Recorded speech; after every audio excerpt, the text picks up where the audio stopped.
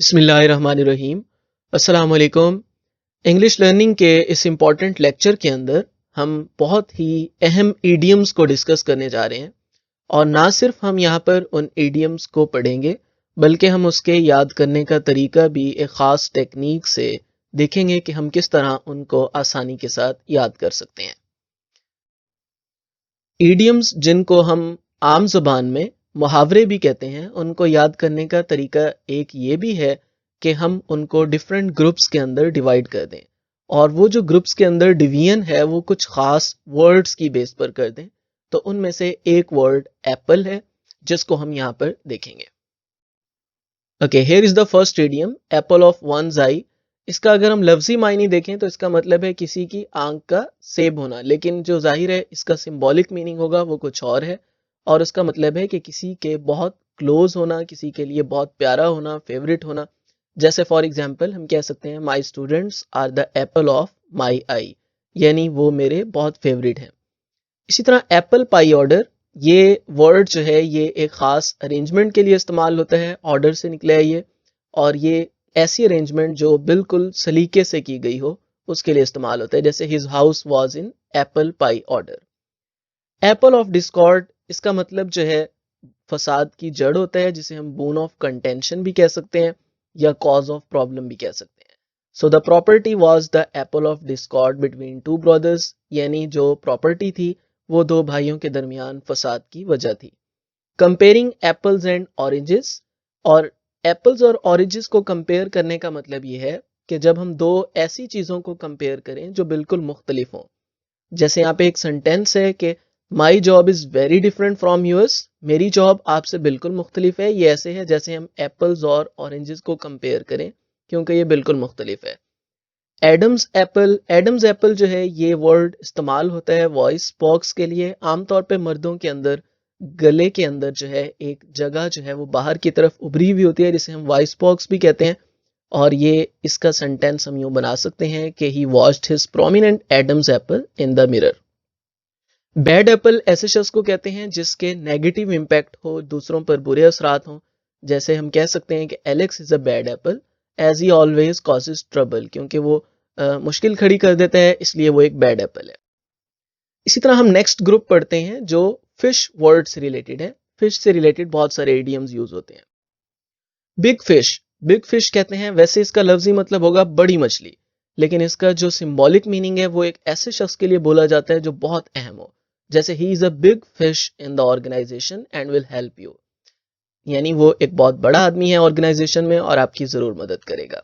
So to fish in troubled water, troubled waters के अंदर fish करना यानी किसी को रिस्क में डालना, एडवांटेज लेने के लिए खुद को रिस्क में डालना जो है इसे हम कहते हैं। He is fishing in troubled waters by buying the shares of company. जैसे बिजनेस में लोग करते हैं, शेयर्स खरीदने के बाद वो एक रिस्क लेते हैं और एडवांटेज के लिए करते हैं ऐसा।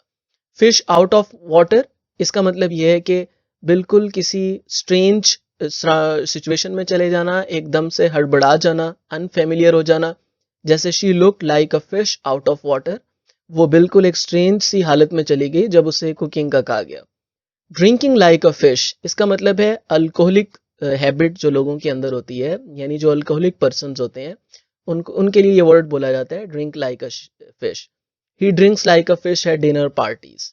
इसी तरह से कोल्ड फिश कहते हैं जिनके अंदर इमोशंस की कमी हो, फीलिंग्स की कमी हो। He is a cold fish and does not talk to his fellows, यानी वो बिल्कुल ही एक अनकंसर्न, एक लातौल्की सा बंदा है जिसमें कोई फीलिंग्स वगैरह नहीं है, इमोशंस नहीं है, तो इसलिए वो जो है बाकी लोगों से ज़्यादा बात नहीं करता।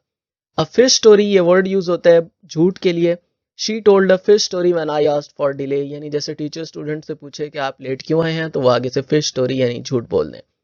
फिश फॉर अ कम्प्लीमेंट, इसका मतलब है कि किसी चीज़ की तारीफ लेने के लिए कोशिश करना, टू गेट अप्रेज और अप्रिसिएशन करने के लिए अटेम्प्ट करना।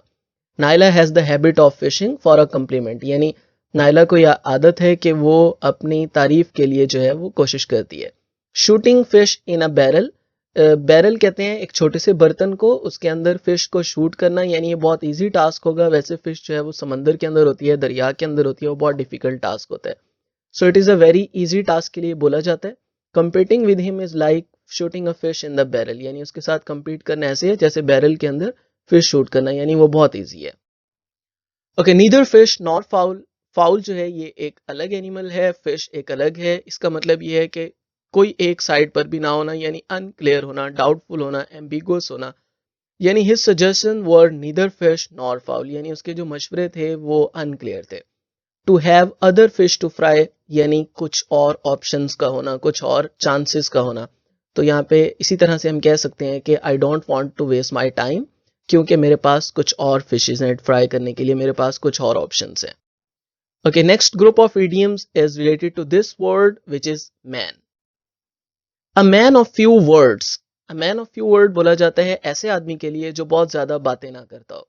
ही is a man of few words but does his work on time, यानी वो इतना ज्यादा बातूनी नहीं है लेकिन अपना काम टाइम पे करता है। अ मैन ऑफ वर्ड्स, देखें, अ मैन ऑफ वर्ड्स एक अलग इडियम है और इसका मतलब है जो अपने प्रोमिसेस का ख्याल रखता है। ही is a man of words, यानी वो एक अपने वादे का पासदारी रखने वाला शख्स है। अ मैन ऑफ लेटर्स बोला जाता है किसी फलसफा दान के लिए, किसी स्कॉलर पर्सन के लिए। जैसे Shakespeare is known as a man of letters, क्योंकि उसका जो लिटरेचर के अंदर बहुत बड़ा काम है। A man in the street बोला जाता है एक आम शख्स के लिए, आम आदमी के लिए। जैसे politicians are not bothered about the views, जैसे पॉलिटिशियन जो है वो आम आदमी को तवज्जो नहीं देते। A man of straw, man of straw बोला जाता है वेरी वीक पर्सन के लिए, जो बिहेवियर वाइज, करेक्टर वाइज जो है वो बहुत ही कमजोर शख्स हो।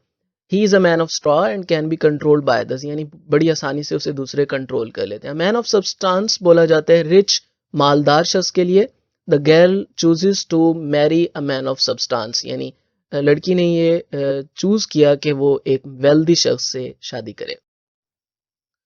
Okay, a man of parts, ये एक ऐसे शख्स के लिए बोला जाता है जो बहुत सारे फील्ड्स के अंदर एक्सपर्ट हो। जैसे he is a man of parts, यानी वो राइटर भी है, प्लेयर भी है, एक्टर भी है। हैचेट मैन एक ऐसे शख्स के लिए बोला जाता है जो दूसरे लोगों के लिए हायर्ड होके कुछ भी गलत करने के लिए तैयार हो जाए। जैसे he has his hatchet man in the media to do it for him, यानी उसके पास मीडिया में कुछ ऐसे लोग हैं जो उसके लिए कुछ भी कर सकते हैं। लेडीज मैन, ये ऐसे शख्स के लिए बोला जाता है जो लेडीज यानी वुमेन की कंपनी को एंजॉय करता है।